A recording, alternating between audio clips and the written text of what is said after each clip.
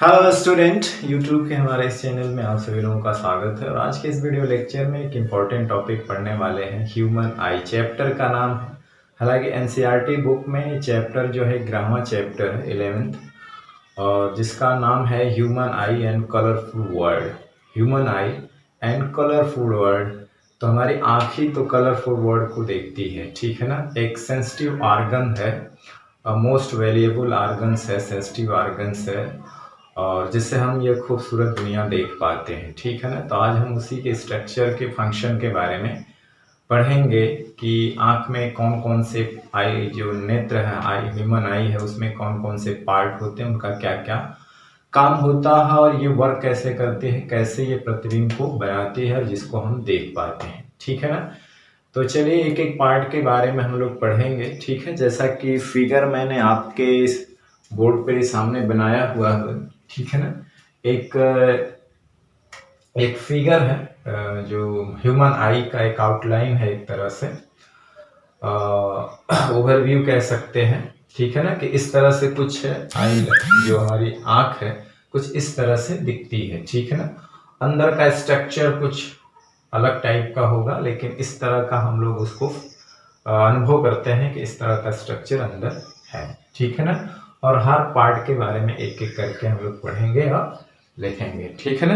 तो पहले ह्यूमन आई के बारे में क्या है, तो पहले इसके बारे में इंट्रोडक्शन है ये कि human eye one of the most valuable sensitive sense organ, एक most valuable sensitive sense organ है।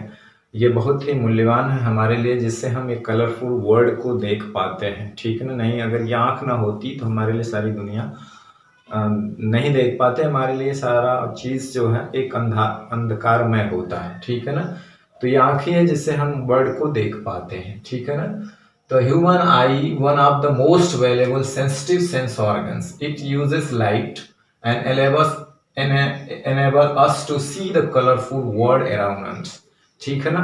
ये लाइट को यूज करता है और अपने आसपास के वर्ल्ड को देख पाता है, ठीक है ना। अराउंड अस जो भी चीजें हैं देखता है। जैसे जिस वस्तु को हमको देखना होता है उसे लाइट हमारी आंख में एंटर करती है, और वो लाइट के वजह से हमारे आंख के अंदर एक रेटिना जैसी जगह होती है जहाँ पे उस सामने वाली वस्तु का प्रतिबिंब बन जाता है।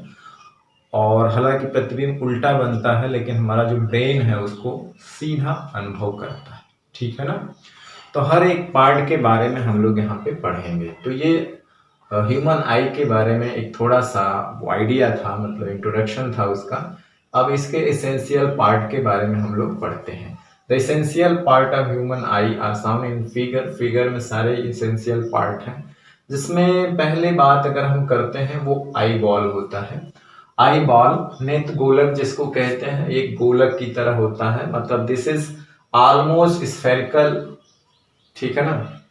This is almost in spherical, ठीक है ना। यहाँ पे डबल लिखा गया है। This is almost spherical in shape, मतलब शेप में लगभग स्फेरिकल होता है। ये स्फेरिकल दिख ही रहा है, लगभग स्फेरिकल होता है। Having a diameter 2.3 centimetre. इसका जो डायमीटर होता है, मतलब जो व्यास यहाँ से लेके यहाँ तक का, वो लगभग जो है वो 2.3 सेंटीमीटर का ये डायमीटर का ये एक स्फेरिकल हो शेप का आई बॉल होता है हमारा, ठीक है ना। जिसका डायमीटर कितना होता है, 2.3 सेंटीमीटर होता है, ठीक है ना। तो ये आई बॉल के बारे में आइडिया है। अब इसके पहले पार्ट के बारे में पढ़ते हैं, शुरू करते हैं कॉर्निया। कार्निया जो है एक सामने वाला भाग होता है, उभरा हुआ भाग होता है। आंख का सबसे सामने वाला पारदर्शी और उभरा हुआ भाग होता है। पूरे नेत्र का, ह्यूमन आई का 1/6 पार्ट कार्निया होता है। सामने का एक भाग होता है जो पारदर्शी होता है। क्या होता है, पारदर्शी होता है, कुछ उभरा हुआ होता है। तो यहाँ पे लिखा है the front transparent part of the I, transparent part of the I is called cornea. Cornea कहा जाता है व्हिच इज बल्ज्ड आउट, मतलब उभरा होता, बाहर की तरफ कॉन्वेक्स होता है। Outwards the light इंटर्स the I through the cornea, cornea से होकर ही लाइट इंटर करती है। तो सबसे पहला पार्ट क्या है, कार्निया। जो उभरा हुआ भाग होता है, एक पारदर्शी झिल्ली होती है जो जिस से हो करके जो लाइट होती है हमारे आंख में प्रवेश करती है। तो पहला पार्ट है कार्निया, ठीक है ना।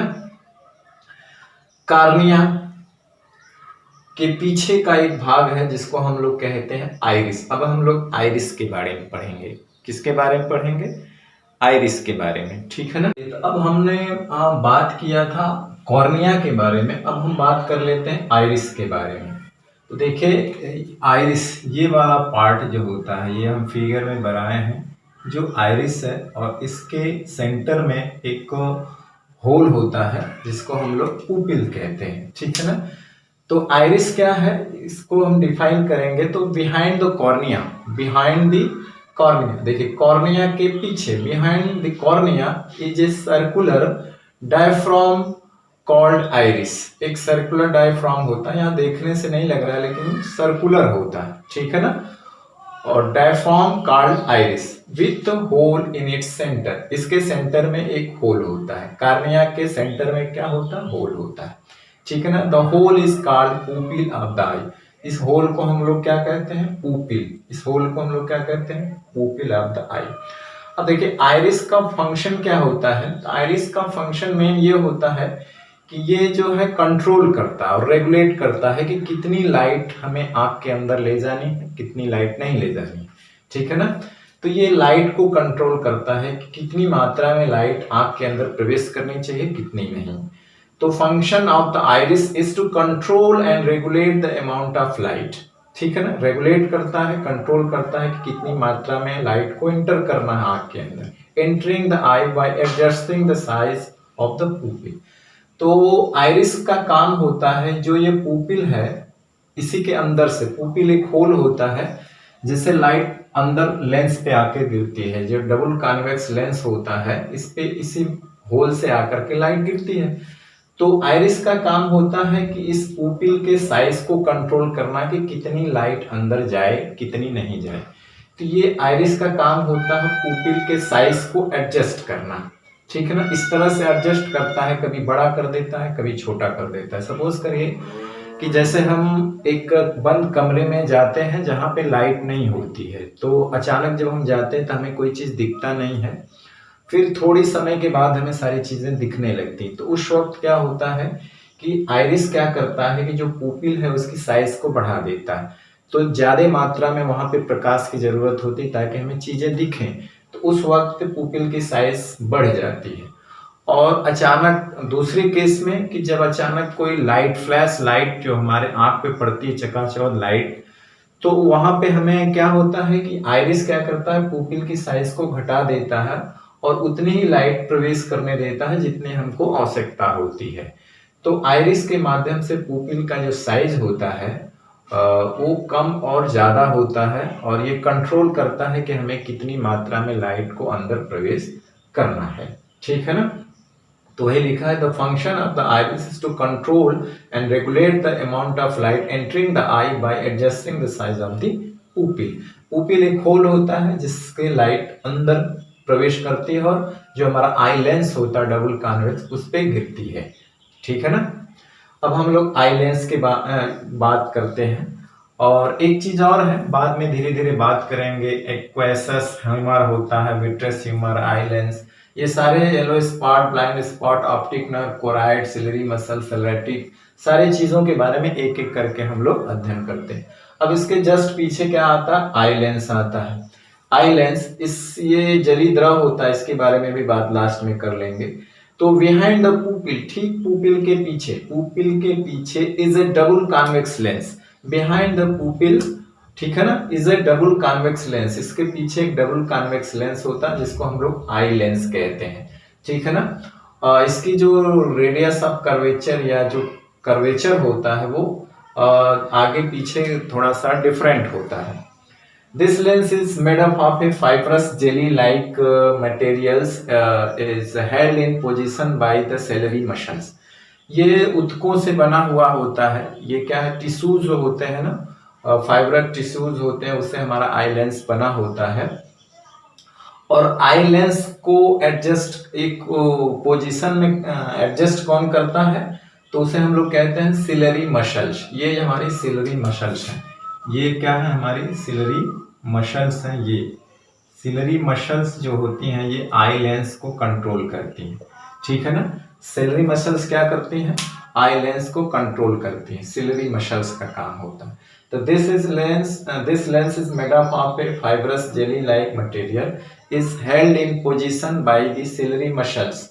Bye the ciliary muscles focal length of eye lens can be adjusted, यानी कि आई लेंस की जो फोकल लेंथ होती है उसको एडजस्ट किसके द्वारा किया जा सकता है, सिलरी मसल्स। सिलरी मसल्स का काम होता है ये हमारे जो लेंस होता है, आई लेंस जो होता है, इसकी फोकल लेंथ को एडजस्ट करता है। कभी फोकल लेंथ को बढ़ा देता है, कभी कम कर देता है। कहने का मतलब है कभी लेंस को पतला कर देता है, कभी लेंस को मोटा कर देता है, ठीक है। जैसे कि हमें दूर की चीज देखनी होती है, यानी हमारे फोकल लेंथ को बढ़ानी होती है, तो क्या करता है सिलरी मसल्स क्या होती है, ये नेट लेंथ को ऐसे एडजस्ट करती है कि ये पतला हो जाता है, ठीक है ना। यानी इसकी फोकल लेंथ बढ़ जाती है और दूर की वस्तुओं का जो प्रतिबिंब होता है वो अस्पष्ट आकर रेटिना में बन जाता है। अभी आगे उसके बारे में चर्चा करनी है। तो कहने का मतलब है कि सिलरी मसल्स का जो वर्किंग फंक्शन वो यही है कि वो नेट लेंस की फोकल दूरी को एडजस्ट करता है, जरूरत पड़ने पे बढ़ा देता है, जरूरत पड़ने पे घटा देता है।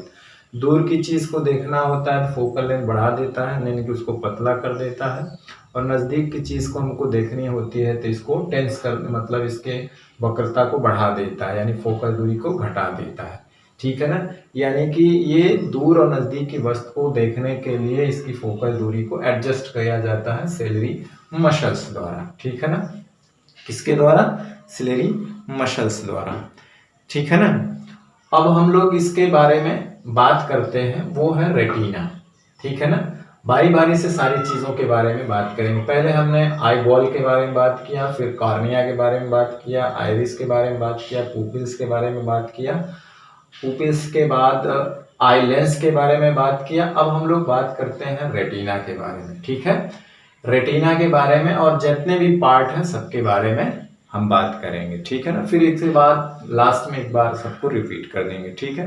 तो चलिए अब हम बात कर लेते हैं रेटिना के बारे में, ठीक। अब तो हम बात करते हैं रेटिना के बारे में, जो मोस्ट इम्पॉर्टेंट पार्ट है आई का, जहाँ पे हमारा जो इमेज होती है ऑब्जेक्ट की वहीं पर बनती है, ठीक है ना। तो हम लोग रेटिना के बारे में बात करते हैं। देखिए सबसे जो बाहर वाला भाग होता है आई लेंस का, जिसको हम लोग सेलेरोटिक कहते हैं, जिसको हम लोग हिंदी में बोले तो दृढ़ पटल कहते हैं। और दृढ़ पटल जो होता है वो कहने का मतलब होता है कि एक अपारदर्शी श्वेत परत होती है, ये अपारदर्शी श्वेत परत होती है और दृढ़ होती है, जो हमारे आँख की सुरक्षा करता है, ठीक है ना। तो आँख जो बाहर से एक दृढ़ तथा अपारदर्शी श्वेत परत से ढकी रहती है, और इसी को हम लोग सेलेरोटिक कहते हैं, हिंदी में बोला जाए तो दृढ़ पटल कहते हैं, दृढ़ पटल, जो अपारदर्शी श्वेत परत और जिससे हमारी आँख की सुरक्षा होती है। उसके ठीक अंदर एक पार्ट होता है ये वाला, जिसको हम लोग कोराइड कहते हैं। क्या कहते हैं, कोराइड, जिसको हिंदी में बोला जाए तो रक्तक पटल कहते हैं। ये बिल्कुल ब्लैक होता है। कोराइड कैसा होता है, बिल्कुल ब्लैक होता है, ठीक है ना। तो ये क्या करता है, जो ब्लैक होता है वो क्या करता है, जो लाइट होती है उसे एब्जॉर्ब कर लेता है। मतलब इसका मेन काम यही होता है, ये कोराइड का मेन वर्क ये होता है कि वो जो लाइट का रिफ्लेक्शन होने नहीं देता है। जैसे लाइट आती है तो उसको अगल बगल से एब्जॉर्ब कर देता है, उसको वापस नहीं भेजता, जिससे जो हमारी इमेज बनती है रेटिना पे वो स्पष्ट बने। ऐसा नहीं कि उससे कुछ लाइट रिफ्लेक्ट हो जाए तो जो हमारी इमेज है वो धुंधली बनने लगे, ठीक है ना। तो वो रिफ्लेक्शन को रोकता है, कोराइड का काम होता है रिफ्लेक्शन को रोकना। सेलेरोटिक जो दृढ़ पटल होता है, बाहरी परत होती है श्वेत, जो हमारी आँख की सुरक्षा करती है, ठीक है ना। और कोराइड के ठीक अंदर वाला जो भाग होता है उसी को हम लोग रेटिना कहते हैं। क्या कहते हैं, रेटिना। जो अब यहाँ की बात करें तो आई लेंस से पीछे, आई लेंस से क्या होता है, पीछे। बात करें तो behind the eye lens and at the back part of the eye ball, जो बैक पार्ट होता है eye ball, there is a screen, एक स्क्रीन होती है। ये देखिए एक स्क्रीन है, इसको हमने बनाया है, ये थोड़ा सा ब्लैक किया। ये एक स्क्रीन है, इसमें बहुत सारी जो है ऑप्टिक नर्व्स पाई जाती है, सेंसिटिव, मतलब ऐसी नर्व्स हैं जो कि लाइट को सेंस करती हैं, ठीक है ना। There is a screen called retina on which image of the object is form, और यहीं पर ये रेटिना पर जो है बाहरी ऑब्जेक्ट की इमेज बनती है, ठीक है ना। It contains enormous large number of light sensitive cell, light sensitive cell nerves पाई जाती हैं in the form of rods and cones. जो सेल्स पाई जाती हैं रेटिना पर वो लार्ज नंबर सेल्स होते हैं, तो उसमें कुछ रॉड टाइप की होती हैं और कुछ कोन टाइप की होती हैं, कुछ रॉड टाइप की होती हैं, कुछ कोन टाइप की होती हैं। जैसे ही लाइट उन पर पड़ती है वो सेंसिटिव हो जाती हैं। कहने का मतलब होता है कि जो हमारी सेल्स होते हैं, नर्व्स होती हैं, वो लाइट को इलेक्ट्रिकल पल्स के यानी इलेक्ट्रिकल फॉर्म में बदल देती हैं। किस फॉर्म में बदल देती हैं? इलेक्ट्रिकल फॉर्म में बदल देती हैं, ठीक है ना, या सिग्नल के फॉर्म में बदल देती है, या उसको हम लोग इम्पल्स के फॉर्म में बदल देती हैं, है ना, इम्पल्स फॉर्म में या इलेक्ट्रिकल सिग्नल में बना देती है। लाइट को किस में बदल देती है? इलेक्ट्रिकल सिग्नल के रूप में, या उसको हम लोग कह सकते हैं आर्नोर इम्पल्सेस, ठीक है ना। तो लाइट को चेंज कर देती हैं। जो हमारे लाइट आती है आंख के अंदर रेटिना जैसे ही पड़ती है वो इलेक्ट्रिकल फॉर्म में चेंज हो जाती है, ठीक है ना। तो रॉड्स और कोन्स का क्या मतलब होता है कि जो रॉड सेल होती है, rod type cell respond to intensity of light. तो जो हमारा रॉड सेल होता है वो लाइट की इंटेंसिटी को रिस्पॉन्ड करती हैं कि लाइट कितनी मात्रा में वहां पहुंची, ठीक है ना। तो लाइट को रिस्पेंड करती हैं, यानी कि जिससे हमारा ऑब्जेक्ट को ब्राइट दिखता है, ठीक है ना। और जो कोन टाइप की सेल होती हैं, कोन टाइप सेल्स वो रिस्पॉन्ड करती हैं कलर ऑफ लाइट। मतलब है कि वो कलर में डिफरेंस, कौन सा कलर आया, मतलब ऑब्जेक्ट कौन सी कलर की है उसको रिस्पॉन्ड देती हैं कि इस कलर की है। मतलब कहने का मतलब है कि जो कोन टाइप सेल होती हैं वो विभेद कर देती हैं किसमें? कलर्स में। यानी कि जो कलर्स में जिनकी आंखें कलर्स में विभेद नहीं करती हैं उनको जो रेटिना पे कोन टाइप सेल्स की कमी होती है, और जो लाइट की इंटेंसिटी को नहीं विभेद कर पाते हैं उनके रेटिना पे रॉड टाइप सेल्स की कमी होती है। तो ये दो तरह की रॉड होती हैं, रॉड और सेल होते हैं, रॉड टाइप सेल और कोन टाइप सेल होती हैं। कलर में विभेद करती हैं कोन टाइप, और लाइट की इंटेंसिटी में विभेद करती हैं रॉड टाइप सेल्स, ठीक है ना। अब बात करते हैं ऑप्टिक नर्व्स। देखिए ऑप्टिक नर्व्स जो होती है ये यहाँ से, जो ऑप्टिक नर्व्स का मतलब होता है जहाँ से जो सेल्स होती हैं, सेंसिटिव लाइट सेंसिटिव सेल्स होती हैं जो ब्रेन को जाती हैं, through which the electrical signal or nerves impulses are sent to the brain, and brain processes this information and we perceive object as they are। तो जिस रास्ते से होकर के जो इलेक्ट्रिकल पल्स होते हैं, सिग्नल होते हैं, पल्स होते हैं, जो लाइट सिग्नल थे वो किस में बदल जाते हैं? इलेक्ट्रिकल सिग्नल में। तो जो सिग्नल जिससे रास्ते से होकर के ब्रेन में जाते हैं उसको ऑप्टिक नर्व्स कहा जाता है। ब्रेन उसको प्रोसेस करता है, एक तरह से सीपीयू होता है हमारा, और उसके बारे में प्रोसेस करता है कि क्या चीज़ है, फिर उसे वो अनुभव कराता है। तो चूंकि जो इमेज बनती है वहाँ पे वो कैसी बनती है? इन्वर्टेड बनती है, रियल बनती है। लेकिन हमारा जो ब्रेन है, हमारा दिमाग है, उसको कैसे परसीव करता है? सीधा। क्योंकि हम कोई भी चीज़ देखते हैं तो उल्टी तो देखते नहीं, सीधी देखते हैं। तो हमारा ब्रेन का कमाल होता है कि उसे कैसा अनुभव करता है? सीधा अनुभव करता है, ठीक है ना। तो ऑप्टिक नर्व्स वो है through which the electrical signal and nerve impulses are sent to the brain, उसी को कहा जाता है optic nerves. And brain processes this information and we perceive object, हम उस तरह का ही ऑब्जेक्ट अनुभव करते हैं एज दे आर, जैसी वो होती है, ठीक है ना। तो ये चीज़ों के बारे में अब हम लोग पढ़ते हैं। दो द्रव के बारे में पढ़ना है, येलो स्पॉट क्या है, ब्लाइंड स्पॉट क्या है, ये दो चीज़ें बची हुई हैं। तो आगे वाले मतलब हम आगे पढ़ते हैं येलो स्पॉट, ब्लाइंड स्पॉट। देखिए येलो स्पॉट क्या होता है बता देते हैं, अभी लिख दिया जाएगा। तो जो येलो स्पॉट होता है वो रेटिना का मिड पॉइंट होता है, रेटिना का मिड पॉइंट होता है। क्या होता है? रेटिना का मिड पॉइंट होता है, कम से कम वो एक मोस्ट सेंसिटिव पार्ट होता है। येलो स्पॉट क्या होता है? रेटिना का मोस्ट सेंसिटिव पार्ट होता है, जहाँ पे ऑब्जेक्ट का जो इमेज है बहुत स्पष्ट बनती है। एक होता है ब्लाइंड स्पॉट। तो ब्लाइंड स्पॉट जो होता है लीस्ट सेंसिटिव पार्ट होता है। क्या होता है? लीस्ट सेंसिटिव पार्ट होता है रेटिना।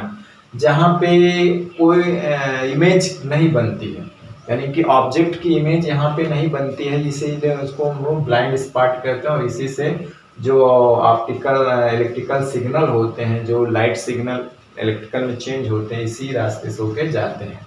तो यह हुआ येलो स्पॉट, जो रेटिना का मिड पॉइंट होता है, मोस्ट सेंसिटिव पार्ट होता है। ब्लाइंड स्पॉट जो लीस्ट सेंसिटिव पार्ट होता है, यहाँ पे इमेज नहीं बनती, यहाँ पे बहुत ही स्पष्ट इमेज बनती है, ठीक है ना। एक्वेस एक्वेसस ह्यूमर और एक होता है वेट्रस ह्यूमर। तो एक्वेस ह्यूमर क्या होता है, एक जली द्रव होता है, और वेट्रस ह्यूमर क्या होता है, एक कशाब द्रव होता है। तो एक्वेसस ह्यूमर जो होता है वो एक तरह से कॉर्निया और आई लेंस के बीच का जो द्रव होता है, उसको ये द्रव कहा जाता है। और वेट्रस ह्यूमरस जो होता है वो आई लेंस और रेटिना के बीच का जो पार्ट होता है, उसका अंदर एक द्रव होता है जिसको हम लोग विट्रस ह्यूमर कहते हैं, जिसका रिफ्रैक्टिव इंडेक्स डिफरेंट होता है, ठीक है ना। इस तरह से होता है ताकि आने वाले ऑब्जेक्ट का इमेज रेटिना पे बढ़िया से बन जाए, ठीक है। तो चलिए, हमने अभी येलो स्पॉट, ब्लाइंड स्पॉट के बारे में बात की, और ये वेट्रस ह्यूमर और एक्वेस ह्यूमर के बारे में बात की। तो इसको हम लोग स्क्रीन आपके ब्लैक बोर्ड पे इसको नोट भी बना लेते हैं, ठीक है ना। तो हम लोग जो बात कर रहे थे अभी, हम पढ़ाया जैसे कि aqueous humour, vitreous humour, blind spot, yellow spot. तो क्या है, द स्पेस बिटवीन कॉर्निया और आई लेंस के बीच का जो स्पेस होता है is filled with viscous liquid. एक विस्कस लिक्विड होता है, ये भी ट्रांसपेरेंट लिक्विड होता है, इस कॉल्ड एक्वेस ह्यूमर, ठीक है ना। ये भी कैसा होता है, ट्रांसपेरेंट होता है। दूसरा है वेट्रस ह्यूमर। वेट्रस ह्यूमर क्या होता है, ये स्पेस बिटवीन आई लेंस और रेटिना के बीच का space contain a transparent jelly called vitreous humour. ये भी क्या होता है, ट्रांसपेरेंट होता है। इसके बीच एक द्रव है जिसको हिंदी में काचाव द्रव कहते हैं, इसको जली द्रव कहते हैं। तो आई लेंस और रेटिना के बीच के स्पेस में एक जो है ट्रांसपेरेंट लिक्विड होता है, जेली टाइप का लिक्विड होता है, जिसको हम लोग वेट्रस ह्यूमर कहते हैं। Blind spot, the least sensitive spot on the retina is called blind spot. यहाँ पे जहाँ पे लाइट सेंसिटिव नहीं होता है ये पार्ट, जिसको ब्लाइंड स्पॉट कहते हैं। दूसरा है येलो स्पॉट, जो मिड पॉइंट पे होता है रेटिना के। The most sensitive spot in the mid point of the retina is called yellow spot. जो mid point of the retina, यहाँ पे इमेज जो ऑब्जेक्ट की बहुत स्पष्ट बनती है, और यहाँ पे बिल्कुल लाइट ही नहीं पहुंचती है, यहाँ पे इमेज स्पष्ट नहीं बनती है, बल्कि वो भाग होता है जिसको ऑप्टिक नर्व्स, उसके बाद वाले भाग को कहते हैं, जहाँ से जो इलेक्ट्रिकल सिग्नल, इम्पल्सिव पल्सेस जो होते हैं, जो आपका जो लाइट सिग्नल था वो इलेक्ट्रिक सिग्नल में कहाँ, और इसी से रास्ते से, जो ऑप्टिक नर्व्स के रास्ते से माइंड में जाता है, ब्रेन में जाता है, और वो उसको प्रोसेस करता है और हमारे ऑब्जेक्ट को वो अनुभव करता है, ठीक है ना।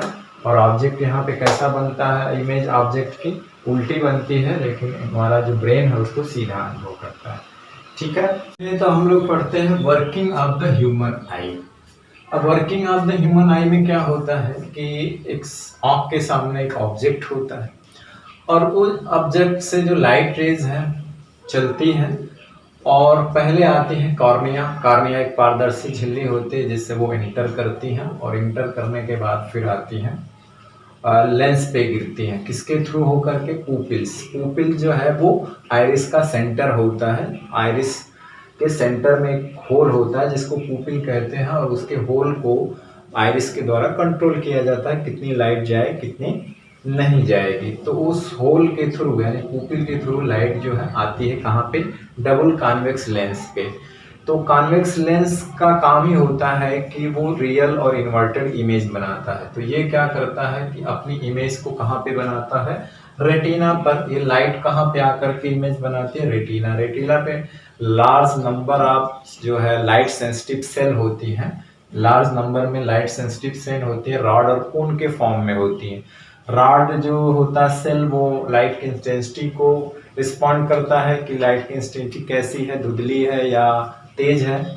और जो कोन सेल है वो रिस्पॉन्ड करता है कलर्स को कि ऑब्जेक्ट किस कलर का है, वो दिखाने में मदद करता है। तो यहाँ पे रियल और इन्वर्टेड हमारा ब्लाइंड स्पॉट के येलो स्पॉट के पास बन जाता है, सुस्पष्ट बन जाता है, ठीक है ना। फिर ये इसकी सूचना जो होती है, इसकी सूचना फिर ऑप्टिक नर्व्स की सहायता से ब्रेन को भेजी जाती है, ऑप्टिक नर्व्स की सहायता से ब्रेन को भेजी जाती है और ब्रेन इसका प्रोसेस करता है, जिसको हम लोग सीपीयू कहते हैं। और उस प्रोसेस में वो क्या करता है कि जो हमारी इन्वर्टेड और रियल इमेज रेटिना पे बनती है उसको सीधा रिस्पॉन्ड करता है, मतलब वो हमको सामने से एकदम सीधा दिखाता है, उसी तरह दिखाता है जैसा कि ऑब्जेक्ट होता है। तो ये इसका वर्किंग है, ठीक है ना। कार्निया ये हमारा ऑब्जेक्ट है, ऑब्जेक्ट से लाइट्स आती है, कार्निया से होकर पुपिल पे गिरती है, पुपिल से होकर के आई लेंस पे गिरती है, आई लेंस से जाकर के रिफ्रैक्ट होती है और ऑब्जेक्ट का इमेज रेटिना पे इन्वर्टेड बना देती है, रियल एंड इन्वर्टेड। यहाँ पे बहुत सारे जो है लाइट सेंसिटिव सेल्स होती हैं, जिसको राड और कोन लाइट सेंसिटिव है, राड जो है रिस्पॉन्ड करता है लाइट की सेंसिटिव को और कोन टाइप का सेल रिस्पॉन्ड करता है उसके कलर को। और फिर यहाँ से यहाँ पे क्या होता है कि नर्व जो लाइट सेंसिटिव नर्व्स होती हैं यानी सेल्स होती हैं, वो लाइट सिग्नल को किस में चेंज कर देती हैं, इलेक्ट्रिकल सिग्नल में, और ऑप्टिक नर्व्स की सहायता से वो ब्रेन को भेजी जाती है। ब्रेन जो यहाँ के इमेज को सीधा अनुभव करता है, मतलब हूबहू वही अनुभव करता है जो ऑब्जेक्ट होता है, ठीक है ना। तो इस तरह से इसकी वर्किंग होती है, अपने सिंपल भाषा में आप लिख सकते हैं इस तरह का फिगर बना करके, ठीक है। तो चलिए ये था आज का स्ट्रक्चर ह्यूमन आई के बारे में, उसके पार्ट्स के बारे में हमने पढ़ा, एक एक पार्ट्स के बारे में पढ़ा और उसका नोट्स भी बनाया, और मुझे आशा है कि आपको समझ में आया होगा, ठीक है। तो चलिए आज का वीडियो लेक्चर हम यहीं समाप्त करते हैं और नेक्स्ट वीडियो लेक्चर में हम फिर मिलते हैं आपसे एक नेक्स्ट टॉपिक के साथ जो इससे रिलेटेड है, एकोमोडेशन पावर ऑफ ह्यूमन आई की जो या लेंस है उसकी क्षमता क्या होती है, समंजन क्षमता, ठीक है ना। आँख की समंजन क्षमता के बारे में पढ़ेंगे, फिर आई डिफेक्ट के बारे में जो भी आगे आएगा उसके बारे में पढ़ेंगे, ठीक है। तो नेक्स्ट वीडियो लेक्चर में हम फिर मिलते हैं आपसे, तब तक पढ़ाई करते रहिए, पढ़ते रहिए। All the very best, thank you very much.